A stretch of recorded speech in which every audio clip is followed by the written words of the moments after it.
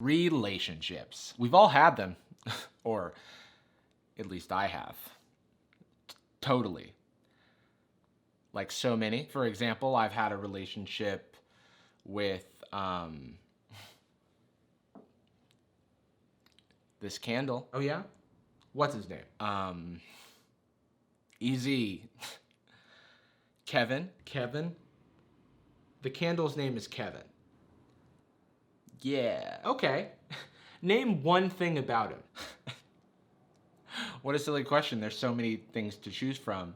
But, you know, just off the top of my head, first thing that comes to mind, his name is Kevin. You've never been in a relationship, have you? A romantic relationship? Are you looking around for another inanimate object? No. Ow! You okay? What's up? Kevin burned me. You can't start the video yet. I have merch to shamelessly promote. I just wanted to announce this on the off chance that you're not following me on Twitter and Instagram. But I am somehow doing a collab with Champion to make some new merch. Don't ask me how, I don't know. But I am really excited about it. Only thing is, it's a limited drop, so it's only available for the next week and then it's gone forever. So if you've been wanting to support the channel in any way, definitely do it this time. Yeah. You'll also get a cool hoodie or crew or t-shirt while you're at it. So that's neat. So if you're into that, click the link in the description or on the screen if I figured out how to do that right. And now you can enjoy the video. So I'm on Twitter a lot and you'd be surprised how many viral tweets there are about relationships. You've got wholesome relationships between a deaf cat and a vacuum cleaner. There's also beautiful relationships like between me and Champion that result in really cool merch available now for the next week and then gone forever. Use promo code Champion for 10% off. There's adversarial relationships like the one between Kids Bop Karen and the person filming this video. My kids can't hear me calling you a bitch. They can't hear me because they're listening to Kids Bop. And finally, there's weird relationships, like the weird relationship between the family of Kanye West and Kanye West himself. Did anybody see Kanye's family Halloween photos? Why is Kanye Dino, if that is even Kanye? You would assume, since his wife is Betty Rubble, Kanye would be Barney, her husband. This is like if you ask your boyfriend, hey babe, let's do Scooby-Doo this year. I can be Daphne. And then the boyfriend was like, great, I'll be Scooby. So if you're into weird relationships on Twitter, there's that. But there's also the stuff that comes out of r/relationships on Reddit. It seems like every few days there will be a new ridiculous viral tweet from r/relationships. Like when Game of Thrones was still on the air, which, by the way, excellent ending. I saw this viral tweet from r/relationships where this guy cheated on his girlfriend and she unblocks him every week to send him Game of Thrones spoilers, which is chef's kiss. Wow. Is Reddit actually good at holding people accountable and teaching them life lessons that could ultimately lead to them becoming better people? I found an interview with a guy where he says that he doesn't know why people didn't want to help him out, so never mind. But since then, I've seen a bunch of these stories that are even weirder, and they all have the same format, like everything is perfect and normal and they're in love or whatever, except this one weird thing that is always like an obvious deal breaker. This guy is perfect. He's nice, charming, funny. He's amazing in bed. And the last thing is, he wants me to call him senpai during sex. Okay, so pretty normal stuff. Between all the tweets and articles that I've seen about the subreddit, I assumed the subreddit itself was gonna be pretty bad, but it's actually a really supportive community for people seeking advice in their relationships, both romantic and non. And it's also really wholesome. Like, there's this girl who gets nervous around her new pretty girlfriend. So that's adorable. And there's another girl whose girlfriend surprises her with an Almond Joy candy bar on every date as like a reminder of their first date. Now, she doesn't like Almond Joy, so like talk to your girlfriend, communication is important, but still very cute. And there's a guy with short arms getting advice on how to put his arm around his girlfriend, complete with diagrams, which is truly just so sweet. But that's not what we're talking about today. My boyfriend of almost a year gets upset when I don't give him my yawns. So this is the story that inspired this video, and I sure hope you'll see why. It starts off with, I can't make this shit up. To which I say, yes, you absolutely can. This is the internet. I've been with my boyfriend almost a year, and he is honestly a perfect angel. I want to spend the rest of my life with him. We're great communicators, and he's extremely kind and warm and understanding, which is partially why this is so strange for me, and I'm not sure what to do. Okay, so he's a perfect angel, which is how we know that this is about to get weird. A couple months ago, he started doing this thing where when I yawn, he puts his mouth to my mouth and inhales the yawn that I exhale. He refers to it as me giving him my yawns. Look, I know that you love this person and he's your soulmate or whatever, but this guy is definitely a demon, and he's trying to steal your soul. This was cute and funny the first few times, mostly because it's so random and silly. Well, I'm reading it for the first time, and I gotta be honest, it's weird as hell. Dish Trixie, how's the new beau? He's so cute and thoughtful. He brings me coffee before class every morning, and you know how I'm on the bean. Oh my god, cute. That reminds me of when me and Derek started dating and he would call me his little monkey and pretend to pick the bugs right out of my hair. Little weird, but I get it. How about you, Amber? You've been pretty quiet.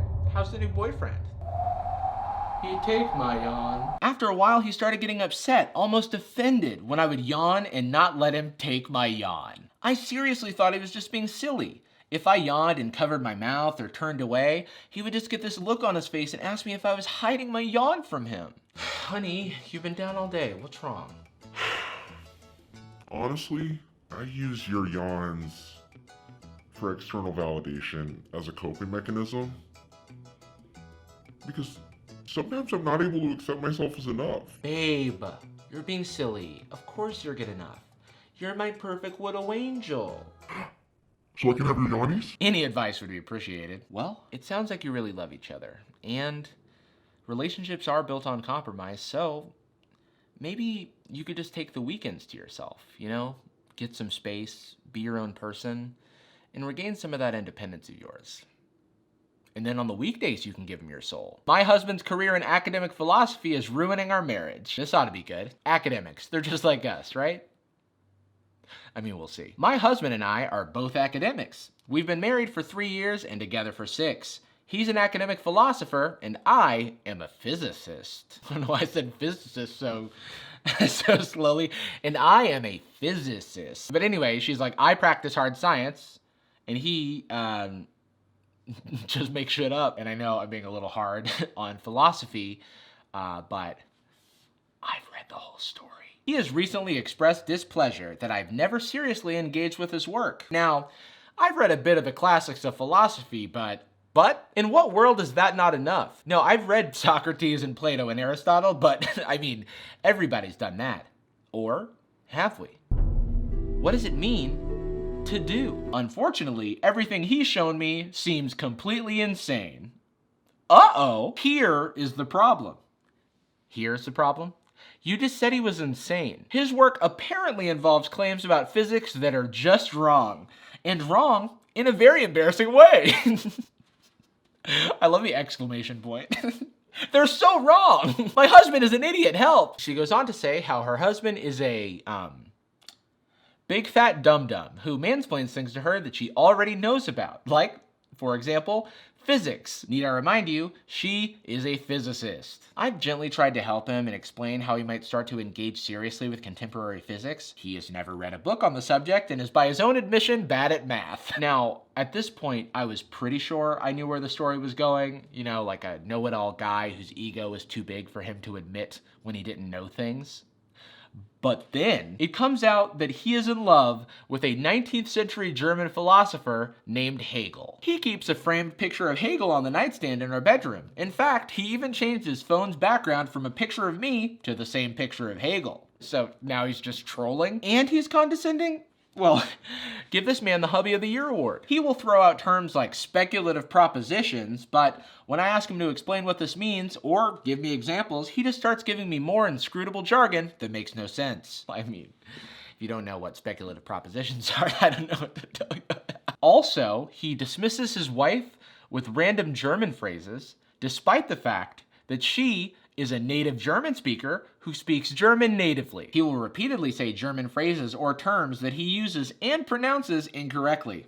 I am a native speaker. He claims to understand the language, he doesn't, and tells me that Hegel can only be understood in the original German, which, need I remind you, he cannot speak. Philosophy majors get a bad rap for being annoying, but this guy is like their final boss. So, my advice to you is Mädchen hat dich nicht verdient. So that was a lot. There's so many of these that I want to show you, but I don't have time to get to them all, so let's just like run through a couple. My wife called me Phil during sex. It caught me really off guard. My name is Elijah, and I thought it was just a weirdly pronounced moan at first. I feel so bad for this guy because you cannot pick two more different names. My husband wants to live on a boat. He knew how I felt about boats before he married me. My boyfriend won't stop looking at Reddit, even when we're kissing. How does that even work? He's just karma. Like, what? The irony of me posting this to Reddit is not lost on me. I wish you the best. And now for our final story, which all of our research and investigation has been building towards. I mean, actually, I bookmarked this a few months ago, but hey, strap in, pop some popping corn, and enjoy. My husband wants to start a restaurant for magicians, and it's tearing our family apart. I've been with my partner for 8 years. We have a 4-year-old son and a 2-year-old daughter. Our relationship has been a little rocky, partly due to his highly demanding job in the restaurant industry, but we love each other deeply.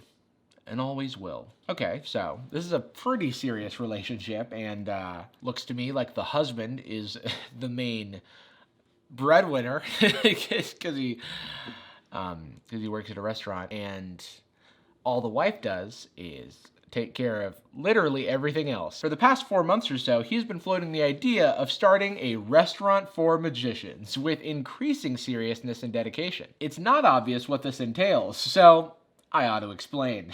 Yes, please do. He envisions a restaurant which, unbeknownst to the general public, is littered with magical props, levitating tables, bending cutlery, and torn and restored menus, to name a few. Not to poke holes in this idea or anything, but so far, this sounds like a restaurant by magicians and not exactly like a restaurant for magicians. Like, nothing about it seems specific to magical clientele. And torn and restored menus, that doesn't even sound magical. That just sounds like you ripped up the menu and taped it back together. The meals served to customers can be requested to have a particular playing card secreted inside. I'm pretty sure this is a typo, but it's a very unfortunate one. Like you're eating a sandwich. Oh, what's this? Jack of clubs. What is this, a restaurant for magicians? And if you ask a waiter to think of a card, he will always say the 7 of hearts. The idea here, it seems, is to have an environment where men on dates, who are in on the scheme, are able to impress their companions with seemingly spontaneous magic tricks. It seems like a bit short-sighted to bank the entire business on the waiter always saying the 7 of hearts. Like, what if the secret gets out? Also, the phrase men on dates who are in on the scheme is terrifying. Ladies, just a little advice from me to you. Don't let a guy take you anywhere where he's in on the scheme. So, do you come here often? No. You brought me here. Try your soup. Ew. There's a playing card in my soup. Is it the 7 of hearts? Yeah, it's face up. Did you do this? You ruined my dinner. I'm in on the scheme. I'm gonna reserve my commentary on the merit of this idea until later. I imagine you could guess. I think we might know. But I should explain that my husband has never shown a remote interest in magic until about 4 months ago. Oh God. I mean, that's normal, right? You start a hobby and then 4 months later, you're ready to thrust your family of 4 into financial risk. When he met his friend, who in this post, we'll call Chris. Ah, Chris, the perfect name for a magician. You've got